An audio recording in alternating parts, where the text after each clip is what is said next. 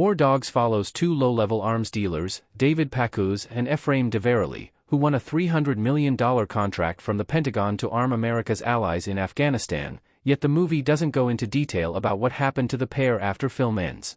The 2016 crime comedy explored the ethics of weapons manufacturing and profiting off war. It was directed by Todd Phillips, known for The Hangover and Joker, and stars Jonah Hill and Miles Teller. War Dogs is based on a true story, but the movie takes some creative liberties for dramatic effect. War Dogs embellishes certain elements, most notably the action-packed sequences and dangerous situations that the characters find themselves. Even the kidnapping of Packouz by a character played by Bradley Cooper did not actually happen. Yet War Dogs is not among the most inaccurate, true story movies ever made. It remains true to the backstories, motivations, and characterization of Packouz and Diveroli, who were dealing arms and secured lucrative deals with the U.S. government. Here's what happened to the real David Packouz and Efraim Diveroli following the events depicted in the movie. Efraim Diveroli's prison sentence explained. He was sentenced to 4 years in federal prison in January 2011. Efraim Diveroli was sentenced to 4 years in federal prison for his role in supplying Chinese ammunition to Afghanistan under the guise of Albanian origin, violating the American arms embargo against China.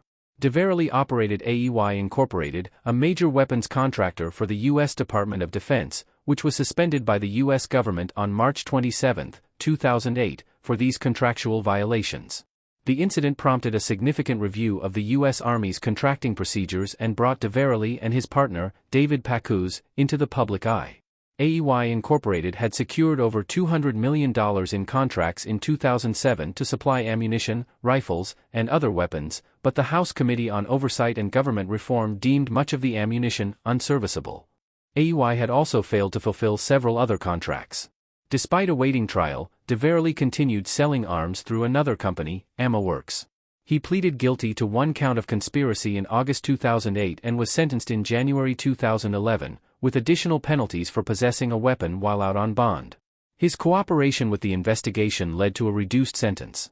Why David Packouz wasn't sent to prison for his role in AEY? He received a more lenient sentence because he cooperated with the federal authorities.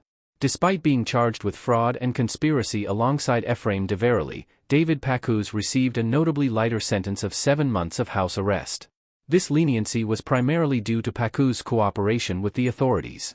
In an interview with the Rolling Stone, Packouz admitted, "I realized I was going to get caught no matter what I did, so I turned myself in." By assisting in the investigation and providing crucial information about AEY, Inc.'s operations and Diveroli's actions, Packouz helped the prosecution build a case against Diveroli. His cooperation was a significant factor in the court's decision to impose house arrest rather than a prison sentence.